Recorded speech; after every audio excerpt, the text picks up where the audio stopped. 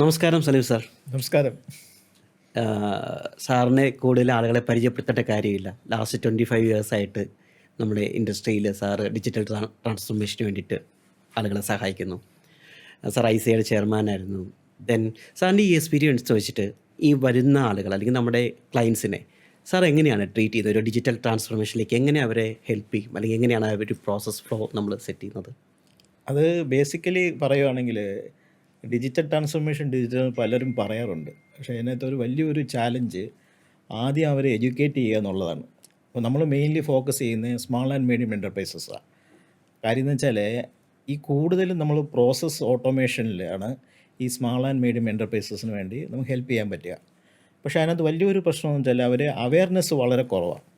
ഇപ്പോൾ ഈ മാർക്കറ്റിൽ പലരും പല പ്രോഡക്ട്സ് കാണും, അല്ലെങ്കിൽ അത് എങ്ങനെയാണ് യൂസ് ചെയ്യുന്നതെന്ന് കാണത്തില്ല. പിന്നെ രണ്ടാമത്തെ ഒരു ക്രൈറ്റീരിയ എന്ന് വെച്ചാൽ ഈ സ്മാൾ ആൻഡ് മീഡിയം എൻ്റർപ്രൈസസ് കൂടുതലും ഒരു ഇൻഡിവിജ്വലിൻ്റെ കൺട്രോളിലായിരിക്കും പോകുന്നത്.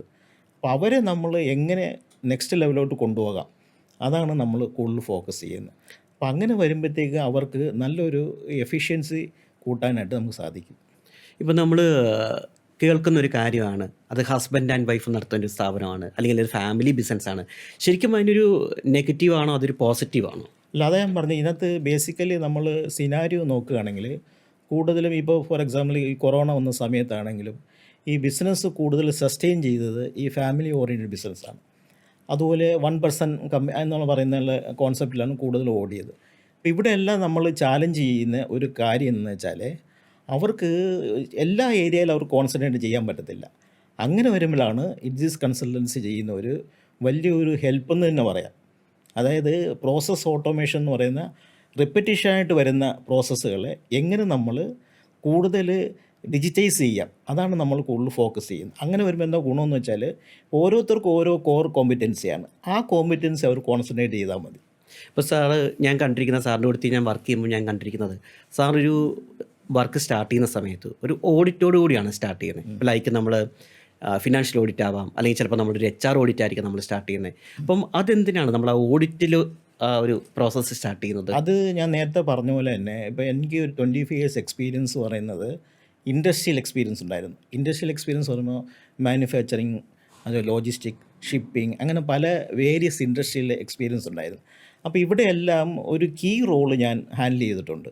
അപ്പോൾ അങ്ങനെ ഹാൻഡിൽ ചെയ്യുമ്പോൾ ഒരു ഗുണമെന്ന് വെച്ചാൽ അവരുടെ ഒരു പെയിൻ, അത് ഫോർ എക്സാമ്പിൾ പറയുകയാണെങ്കിൽ ആ ഒരു ഓണർ ഹാൻഡിൽ ചെയ്യുന്ന പെയിൻസ് എനിക്കറിയായിരുന്നു.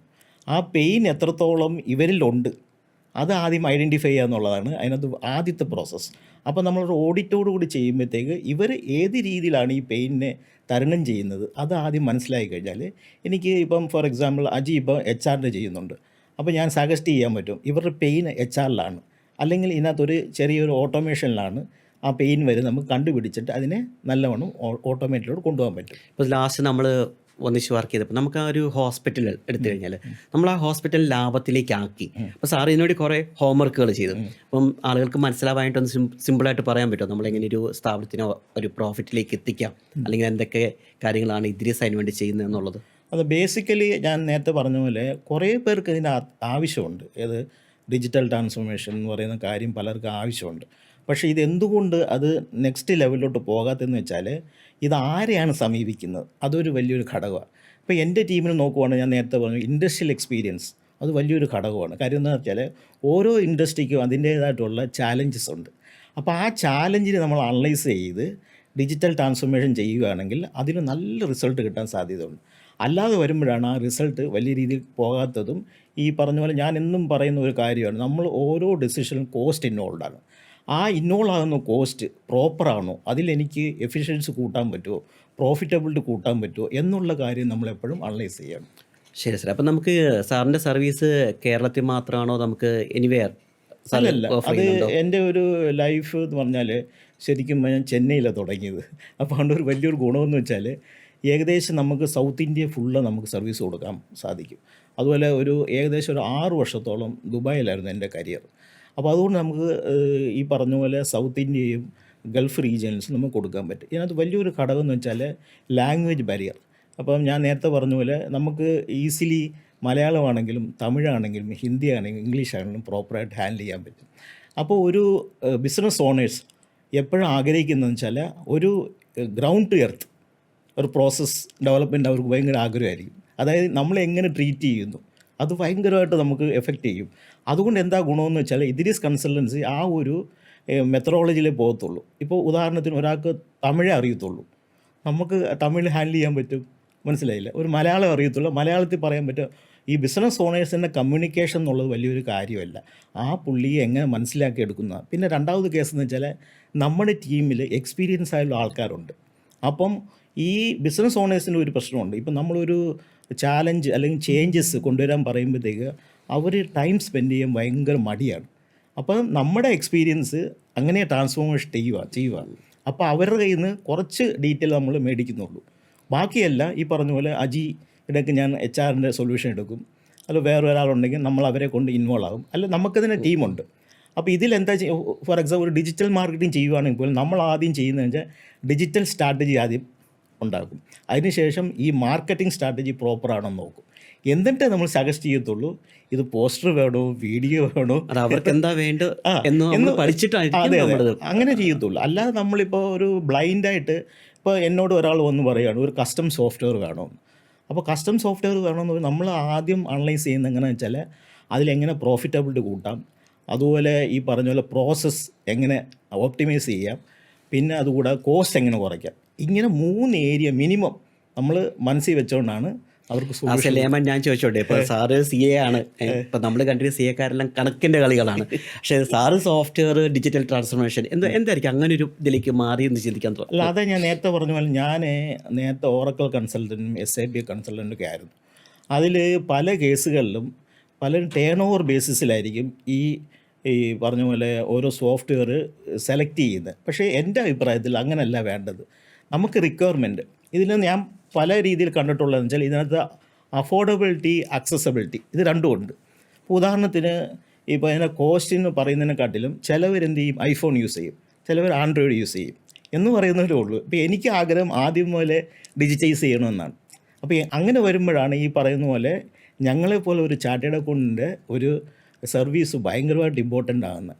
ഈ നോർമൽ സിനാരിയോയിൽ ഞാൻ പറഞ്ഞില്ല ട്രഡീഷണൽ പ്രാക്ടീസ് ചെയ്യുന്ന കുറേ ചാർട്ടേഡ് അക്കൗണ്ട്സ് ഉണ്ട്, അവർ ഈ പറഞ്ഞ പോലെ ഓഡിറ്റിങ് അങ്ങനെയുള്ള ഇത്. ഇപ്പോൾ എൻ്റെ ഒരു ഇൻട്രസ്റ്റ് എന്ന് വെച്ചാൽ ഇൻഡസ്ട്രി എക്സ്പീരിയൻസ് ഉണ്ട്, സോഫ്റ്റ്വെയറിനോടുള്ള ഭയങ്കര താല്പര്യമുണ്ട്, പിന്നെ ഈ പ്രോസസ്സ് ഓരോ സ്ഥലത്ത് പോകുമ്പോൾ ആ പ്രോസസ്സ് എങ്ങനെയാണ് അനലൈസ് ചെയ്യാനുള്ള കപ്പാസിറ്റി ഞാൻ ചെറുപ്പം മുതലേ വളർത്തിയെടുത്തുകൊണ്ട് അതെങ്ങനെ നമുക്ക് അടുത്ത ലെവലിലോട്ട് കൊണ്ടുപോകാം എന്ന് ഞാൻ എപ്പോഴും ചിന്തിക്കാറുമുണ്ട്, അത് പ്രാക്ടിക്കലി ചെയ്തു നോക്കാറുണ്ട്. പിന്നെ ഇപ്പം ഞങ്ങളുടെ ടീമിൽ ഉദാഹരണത്തിന് ഇപ്പം ഞാനിപ്പം ഈ പറഞ്ഞ പോലെ ഈ ലേണിംഗ് അത് വലിയൊരു ഘടകമാണ്. ഇപ്പോൾ സ്ട്രാറ്റജി ഇത് വേണമെങ്കിൽ നമ്മൾ LLB ജോയിൻ ചെയ്തിട്ടുണ്ട്, അറിയാമല്ലോ. ഇപ്പോൾ അതുപോലെ IIM കാലിക്കറ്റിൽ നമ്മൾ ഒരു 2 years കോഴ്സ് ഉണ്ട്. അപ്പോൾ ഇതൊക്കെ എന്തിനാണെന്ന് വെച്ചാൽ നല്ലൊരു സർവീസ് നല്ല രീതിയിൽ ഒരു ക്ലയൻറ്റിന് അല്ലെങ്കിൽ ഒരു ബിസിനസ് ഓണേഴ്സിന് പോയി ചേരുക, ഒരു വിധത്തിൽ പറയാൻ ഒരു ഹെൽപ്പ് ചെയ്യുക എന്നുള്ളതാണ്. നമ്മൾ അവർ ഹെൽപ്പ് ചെയ്യുകയെന്ന് വെച്ചാൽ ഇപ്പം ഞാൻ നേരത്തെ പറഞ്ഞ പോലെ ചുമ്മാ ഒരു സൊല്യൂഷനല്ല കൊടുക്കുന്നത്, ഏതാണ് അവർക്ക് ഓപ്റ്റായിട്ടുള്ളത് എന്ന് അനലൈസ് ചെയ്ത് അപ്പോൾ അങ്ങനെ ഒരു സൊല്യൂഷൻ കൊടുക്കുന്നുണ്ട്. എല്ലാവർക്കും നമ്മളോടുള്ള ഒരു താല്പര്യം കൂടുന്നുണ്ട്. ഞാൻ ആദ്യത്തെ ചാലഞ്ച് ഈ പറഞ്ഞ പോലെ എഡ്യൂക്കേഷൻ ഞാൻ പറഞ്ഞില്ലായിരുന്നു, പലർക്കും ആവശ്യമുണ്ട്, പക്ഷേ ഇതാരെ പോയി കാണും എന്നുള്ളൊരു ഇത് വ്യക്തത ഇല്ലാത്തതുകൊണ്ടാണ് പലരും ഇതിലോട്ട് പോകാത്തത്. ഇപ്പോൾ സാർ ഇപ്പോൾ നമ്മളൊരു കമ്പനി തുടങ്ങാനായിട്ട് ആഗ്രഹിക്കുന്ന പുതിയ ആളുകൾ അല്ലെങ്കിൽ പുതിയ ബിസിനസ്സിലേക്ക് കടന്നു വരുന്ന ആളുകൾ അങ്ങനെയുള്ളവരെ സാറ് ഹെൽപ്പ് ചെയ്യാറുണ്ടോ? അത് അവരുടെ സർവീസ് സാറ് ഇപ്പോൾ ലൈക്ക് നമ്മുടെ കമ്പനി രജിസ്ട്രേഷൻ അവരുടെ പ്രോസസ്സ് അല്ലെങ്കിൽ ആ പ്രോസസ്സും കാര്യങ്ങളൊക്കെ സാർ ചെയ്ത് എല്ലാം ചെയ്യാറുണ്ട്. അതായത് എന്താ സംഭവം എന്ന് വെച്ചാൽ ഇപ്പം ഈ പലരും ചോദിക്കാറുണ്ട്, നമ്മൾ കമ്പനി തുടങ്ങുമ്പോൾ ചെറുതായിട്ട് തുടങ്ങി വലുതായിട്ട്, ഇപ്പം നമ്മൾ ഒരു ഓബ്ജക്റ്റ് വലിയ രീതിയിലാണെങ്കിൽ ആദ്യം തന്നെ അതിൻ്റെ രീതി സെറ്റപ്പിലോട്ട് പോവുക. അതാണ് ഞാൻ നേരത്തെ പറഞ്ഞത്. അഡോപ്ഷൻ, അക്സസ് ഇത് രണ്ടാണ് മെയിൻ ഞാൻ കണ്ടിട്ടുള്ളതാണ്. നമ്മൾ ആഗ്രഹം ഉണ്ടായിട്ട് പോരാ, അത് എങ്ങനെ നമ്മൾ അഡോപ്റ്റ് ചെയ്യണം അത് ആദ്യമേ പ്ലാൻ ചെയ്യുകയാണെങ്കിൽ ഈ പറഞ്ഞ പോലെ രജിസ്ട്രേഷൻ മുതൽ നമുക്ക് ലാസ്റ്റ് സ്ട്രാറ്റജിക്കൽ അഡ്വൈസ് വരെ കൊടുക്കാം. അപ്പോൾ എൻ്റെ ഒരു ഇതെന്ന് തോട്ട് പ്രോസസ് വെച്ചാൽ അഡ്വൈസ് മാത്രമല്ല, അത് എങ്ങനെ എക്സിക്യൂട്ട് ചെയ്യുക, അവരുടെ കൂടെ നിന്ന് അവരുടെ ബിസിനസ് എങ്ങനെ ഡെവലപ്പാക്കി എടുക്കാം, അതാണ് എനിക്ക് ഭയങ്കര ഇഷ്ടവും. കാരണം എന്ന് വെച്ചാൽ നമ്മളൊരു ലോയസ്റ്റ് ബാക്ക്ഗ്രൗണ്ടിൽ നിന്ന് വന്ന ആളാണ്. അപ്പോൾ കുറേ സ്ട്രഗിൾസ് കണ്ടിട്ടുണ്ട്, എസ്പെഷ്യലി ഈ സ്മോൾ ആൻഡ് മീഡിയം എൻ്റർപ്രൈസസിൻ്റെ സ്ട്രഗിൾസ്. അത് കാണുമെന്ന് വെച്ചാൽ ശരിക്കും പറഞ്ഞാൽ ഇന്ത്യൻ എക്കണോമി അല്ലെങ്കിൽ വേൾഡ് എക്കണോമി ഈ ഡെവലപ്മെൻറ്റിൻ്റെ വലിയൊരു ഭാഗം SME സെക്ടറാണ്. അവരെ എത്രത്തോളം നമുക്ക് ഹെൽപ്പ് ചെയ്യാൻ പറ്റുമെന്ന് വെച്ചാൽ അതിൽ കിട്ടുന്ന ഒരു ആനന്ദം അത് വേറൊരു ഇതാണ്. സാർ ഓൾറെഡി പറഞ്ഞ പോലെ കേരളത്തിലല്ല, ഇന്ത്യ മൊത്തം തന്നെ നമുക്ക് സർവീസ് കൊടുക്കാം. GCC വേണം നമുക്ക് ചെയ്യാം. അതെ. അപ്പോൾ സാറിനെ കാണണം എന്നാഗ്രഹിക്കുന്നവരെ സാറിന് ആളുകളെ എവിടെയാണ് വരേണ്ടത്? സാറിൻ്റെ ഓഫീസ് എവിടെയാണ്? നമ്മുടെ ഓഫീസ് എന്ന് പറഞ്ഞാൽ ഇപ്പം ഞാൻ നേരത്തെ പറഞ്ഞ പോലെ ഇപ്പം നമുക്ക് ഈ ശരിക്കും പറഞ്ഞാൽ ഏകദേശം ഒരു 10-20 പേര് പാർട്ട്നേഴ്സുണ്ട്. ഈ പാർട്ട്നേഴ്സ് അത് ചാർട്ടേഡ് അക്കൗണ്ട്സാണ് കൂടുതലും. അതിൽ ഇവർ ഞാൻ പറഞ്ഞ നേരത്തെ അവരെല്ലാം ട്രഡീഷണൽ പ്രാക്ടീസിലാണ് ഇരിക്കുന്നത്. അപ്പോൾ നമുക്ക് ഈ പറഞ്ഞ പോലെ എല്ലാ സ്ഥലത്തും അതിൻ്റെ സ്പെസിഫിക് ആയിട്ട് വരെ ഇപ്പം ജവഹർലാൽ സ്റ്റേഡിയത്തിൻ്റെ അടുത്ത് തന്നെയാണ് നമ്മുടെ ഓഫീസ്. അപ്പോൾ അതുകൊണ്ട് അവിടെ വന്നാൽ നമ്മളെ കാണാം. ആദ്യത്തെ കൺസൾട്ടൻസി വേണമെങ്കിൽ നമുക്ക് ഫ്രീ ആയിട്ട് കൊടുക്കാം. എന്ന് വെച്ചാൽ നമുക്ക് അവരെ ഹെൽപ്പ് ചെയ്യാന്നുള്ളതാണ്. ആദ്യത്തെ കൺസൾട്ടേഷൻ നമ്മൾ ഫ്രീ ആയിട്ട് ചെയ്ത് കൊടുക്കും. അതെ.